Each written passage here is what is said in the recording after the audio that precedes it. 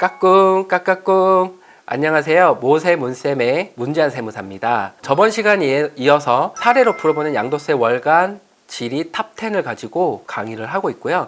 이번 시간에는 6번부터 10번까지의 사례에 대해서 설명드리려고 합니다.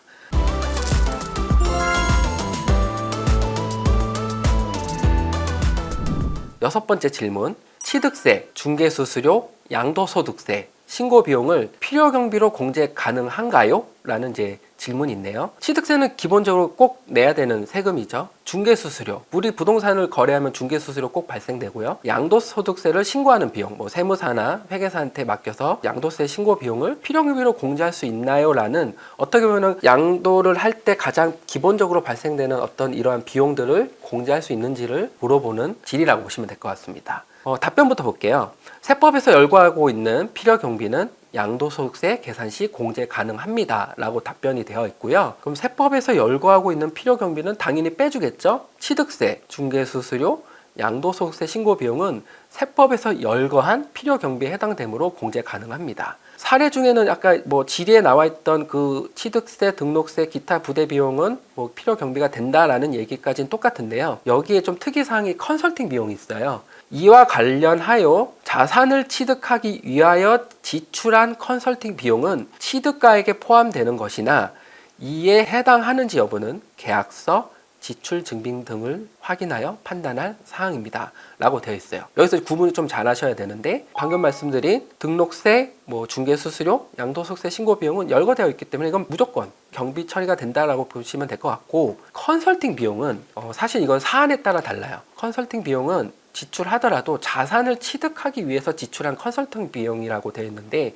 이게 되게 애매모호하거든요. 그냥 내 컨설팅 비용이라고 해서 계약을 해놓고 자산을 취득했다는 게 만약에 입증이 안 된다면 컨설팅 비용이라 하더라도 필요경비 공제를 못 받을 수 있기 때문에 계약서나 지출 증빙 등을 꼭 첨부하셔가지고 이건 자산을 취득하기 위해서 지출한 컨설팅 비용이라는 걸 꼭 입증 받으셔야 합니다. 그거 띵! 자, 다음 질문 7번째입니다. 주택 관련 이자 비용을 필요경비로 공제 가능한가요? 라는 질문입니다. 우리가 주택을 구입하면 이자 비용을 내잖아요. 내 돈 내산, 내 모든 돈을 투입해서 100%를 투자해가지고 집을 살 수도 있겠지만, 일반적으로는 은행의 힘을 빌리죠. 내 돈 60% 투입하고 은행 돈 40%를 투자해서 집을 사면 은행 돈은 이자를 줘야 되잖아요. 그 이자 비용을 매달 지급을 하는데, 그 이자 비용도 양도세에서 빼주는 거 아닌가라는 생각을 할 수 있거든요. 왜냐면 이거는 내가 집을 사기 위해서 지출했던 비용이니까. 자, 한번 답변을 볼게요. 세법에서 열거하고 있는 필요경비는 양도소득세 계산 시 공제 가능합니다. 다만 금융기관 대출과 관련한 이자 비용은 세법에서 열거된 필요경비가 아니므로 공제되지 않습니다. 네, 아쉽네요. 세법에서 열거하고 있지 않기 때문에 이자 비용, 우리가 흔히 은행에 지급하고 있는 이자 비용은 양도소득세에서 빼주지 않습니다. 네, 그거 띵! 8번째, 주택을 양도할 때 임차인에게 지급한 퇴거 합의금을 필요경비로 공제 가능하지 않나요? 이게 무슨 말이죠? 주택을 매도자가 양도를 하는데 임차인이 있어요. 근데 그 임차인을 내보낼 때 여러 가지 상황이 있겠죠. 그 중에 퇴거 합의금을 주기로 했어. 그러니까 이 정도 비용 받고 이사 비용이 됐든 뭐가 됐든 간에 이 정도 돈 드릴 테니까 임차인분 이렇게 해서 이제 나가주시면 이렇게 다음 분이 이제 사실 수 있을 것 같습니다. 이제 이렇게 보통 합의금을 주시는 경우가 있는데, 내가 그때 돈을 줬어. 이것도 내가 지출한 거니까 필요경비로 빼줄 수 있지 않을까라고 이제 궁금해 하시는 거예요. 답변을 먼저 볼게요. 매매 계약에 따른 인도 의무를 이행하기 위하여 양도자가 지출하는 명도 비용, 그러니까 이제 여기서는 이제 퇴거 합의금이죠. 양도가액에서 공제되는 필요경비에 해당하는 것입니다. 이렇게 되어 있네요. 따라서 기한은 매매계약의 특약사항을 이행하기 위하여 퇴거 합의금을 지출하였으므로 해당 비용은 필요경비로 공제 가능합니다 라고 되어 있습니다. 다만 2018년 2월 13일 이후 양도하는 분부터 적용된다고 되어 있어요. 자, 이게 좀 설명을 드릴게요. 사실은 양도세에서 필요경비로 인정받기 위해서는요, 좀 이런 요건이 필요해요. 뭐냐면 내가 자산을 취득할 때 필수적으로 들어가는 비용들이 있거든요. 취득세는 내가 자산을 취득하려면 반드시 발생되는 세금이고, 중개수수료도 뭔가 거래를 하기 위해서 중개수수료를 지급을 하고 취득을 하기 때문에 이러한 비용들은 취득활동과 연관되어 있다고 생각을 해서 양도소득세 할 때 빼주게 되어 있습니다. 그러니까 취득 당시에 들어갔던 비용, 양도도 마찬가지예요. 양도할 때 들어가는 비용도 빼주는 거예요. 필수적으로 들어가는 비용. 예를 들어서 양도할 때는 취득세를 내지 않지만 뭐 중개수수료 똑같이 줄 수 있고요. 그다음에 세무 신고 비용도 필요하잖아요. 이런 비용들은 양도를 할 때 필수 불가결적으로 필요하기 때문에 비용을 빼주는 겁니다.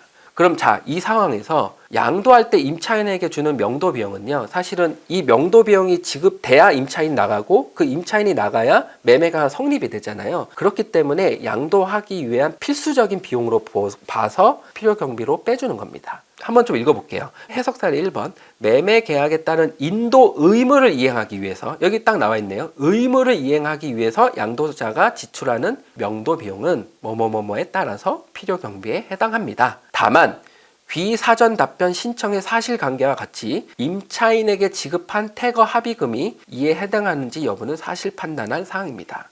이게 무슨 말이냐면 그냥 단순하게 이 얘기만 듣고 무조건 퇴거 합의금이 필요경비로 공제되겠지라고 판단하시기보다는 인도 의무를 이행하기 위해 양도자가 지출하는 명도 비용인지를 정확하게 사실관계를 파악하셔야 되는데 그런 부분을 조금 주의하라는 그런 내용이 담겨 있습니다.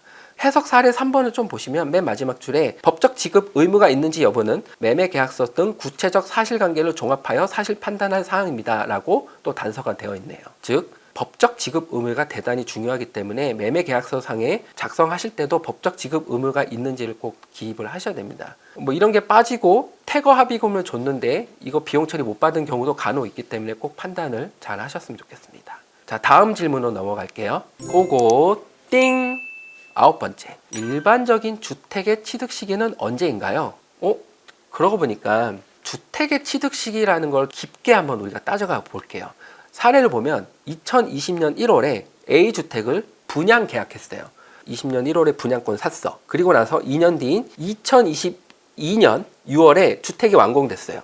그러니까 이제 분양권이 이제 주택으로 뭔가 바뀌었다. 이때 사용 승인은 말 그대로 이제 주택으로 사용할 수 있습니다라고 이제 관청에서 이제 허가를 해주는 거죠. 그리고 나서 보통 사용 승인이 떨어지면 잔금을 지급하라고 하거든요. 그러니까 그때 잔금을 7월달에 지급을 했어요. 보통 잔금 지급하더라도 소유권 이전 등기, 최초 등기는 바로 나오진 않잖아요. 그래서 막 한참 뒤, 뭐 여긴 좀 사례가 빠르긴 하지만 2022년 10월달 주택이 완공되고 나서 한 4개월 뒤에 소유권 이전 등기가 완료됐어요. 한참 후에 이 주택을 팔게 될 경우 주택을 파는 시점은 매매일이라 잔금 기준일 뭐 이렇게 판단하면 되는데 지금 보면은 이 주택을 취득한 시기를 내가 생각해보면 4개 정도 나올 수 있을 것 같아요. 분양권의 계약일인가? 분양권이 주택으로 변한 시점부터 그걸 취득시기로 봐야 되나? 내가 잔금을 지급한 시기를 취득시기로 봐야 되나? 등기를 이전한 그 시기를 취득시기로 봐야 되나? 사실은 4가지의 취득시기가 나올 수 있거든요. 그러면 이거에 대한 정확한 판단 기준이 있어야 이렇게 혼란이 없잖아요.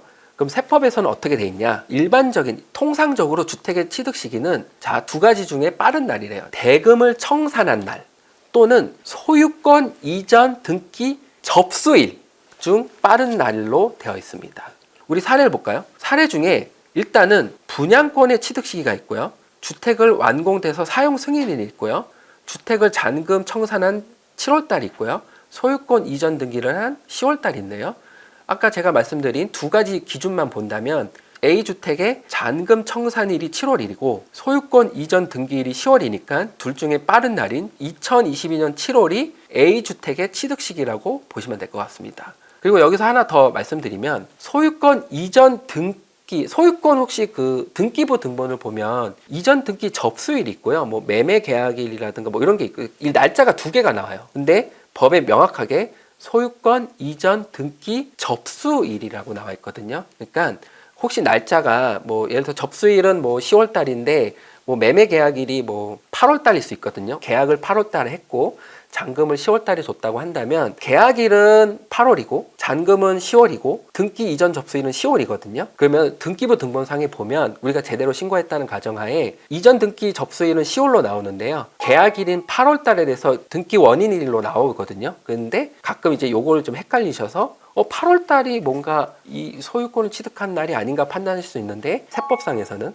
잔금 청산일 또는 소유권 이전 접수일 중 빠른 날. 이 접수일이라는 게 되게 중요하니까 꼭 키워드를 인지하셨으면 좋겠습니다. 자, 그러면 지금 일반적인 주택에 대한 취득 시기를 제가 말씀드렸는데 이제 다음 장을 가보시면 표가 좀 커요. 네, 이제 머리가 아플 수 있는데 그래도 한번 읽어볼게요. 자, 자, 대금 청산일이 분명하다. 무슨 말이냐면 내가 대금을 준 날이 뭐 잔금 지급일이 계약서상에 명시가 되어 있고 정확히 그때 줬어. 그러면은 대금을 청산한 날 또는 청산 전에 소유권 이전 등기를 한 경우에는 등기부 등에 기재된 등기 접수일증 빠른 날을 취득시기로 봅니다. 또는 양도시기로 볼 수 있고. 근데 대금 청산일이 분명하지 않대요. 계약서상을 봐도 대금 청산이 정확히 나와 있지 않고 뭔가 좀 애매하다라고 할 수도 있거든요. 그때는 등기부에 기재된 등기 접수일. 원칙은 똑같아요. 대금 청산한 날 또는 등기 접수일 중 빠른 날인데 청산한 날이 뭔가 애매해? 그러면 등기 접수일로 보시면 돼요. 그리고 장기 할부 조건을 취득한 경우가 있대요. 이것도 똑같아요.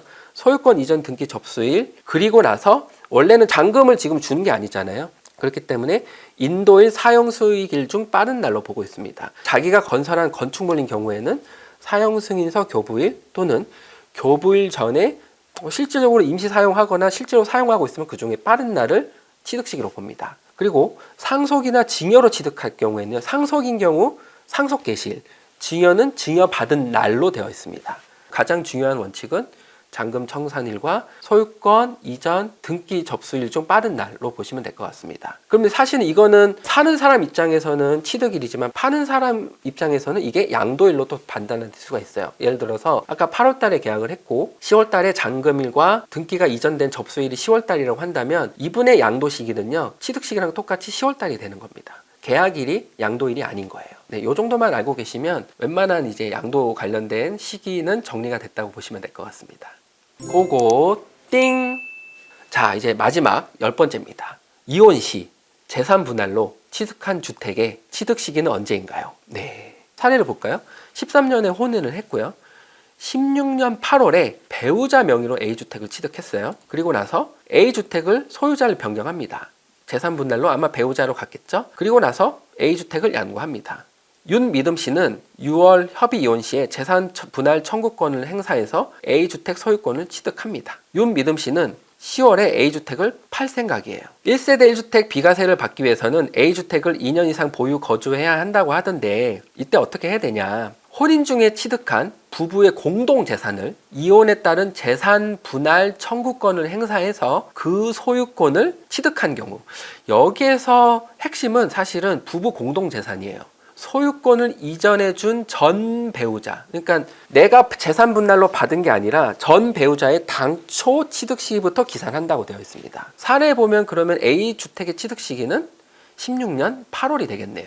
배우자 명의로 취득했던 시기부터 따져서 비과세 요건을 판단합니다. 물론 이제 17년 8월 이전의 대책에서는 거주 요건이 없기 때문에 애초에 이건 고민할 필요가 없는데 이제 세석 사례를 조금 볼게요. 이혼으로 인하여 혼인 중에 형성된 부부 공동 재산을, 혼인 중에 형성된 부부 공동 재산이라는 게 되게 중요해요. 이 두 사람이 함께 공동 재산을 만들었는데 민법 제839조 제2항에 따른 재산 분할 청구, 부부가 공동으로 재산을 취득했고 이걸 분할을 합니다 라고 해서 이렇게 해서 만약에 소유권이 이전된 경우에는 양도나 증여로 보지 않아요. 왜냐하면 원래는 내가 같이 취득한 건데 이거를 재산 분할, 이걸 쪼개는 거예요. 쪼개는 거기 때문에 배우자가 나한테 양도하거나 증여한 거로 본 게 아니고 원래 내 재산을 가져오는 거로 봐서 양도나 증여세로 과세하지 않는 거고, 당연히 그에 따라서 원래 취득 시기도 원래 부부가 공동으로 재산을 취득한 그때 시기로 본다는 게 논리라고 보시면 될 것 같습니다. 근데 만약에 이혼 재산 분할을 하면서 위자료라든가 뭐 이런 대가성이 만약에 있다고 한다면 좀 판단 기준이 달라지거든요. 그래서 요거 키포인트를 꼭 놓치지 말고 보셔야 정확하게 판단할 수 있을 것 같아요. 자, 지금 10번째까지 왔는데요. 사례로 풀어보는 양도소득세 월간지리 탑10은 대부분의 우리 보시는 분들이 궁금해하시는 사항들을 항상 정리를 해놓고 있고, 제가 이제 계속 영상으로서 좋은 정보를 드리려고 하니까 꼭 보셔서 많은 도움이 되셨으면 좋을 것 같고, 당연히 우리 세무사TV 꼭 구독해 주셨으면 좋을 것 같고, 좋아요도 많이 눌러주시고 와니TV도 많이 사랑을 해주세요. 다음 시간에는 좀 더 알찬 내용을 가지고 또 찾아뵙도록 하겠습니다. 지금까지 모세 문쌤의 문제한 세무사였습니다. 그럼 다음 시간에 만나요. 안녕.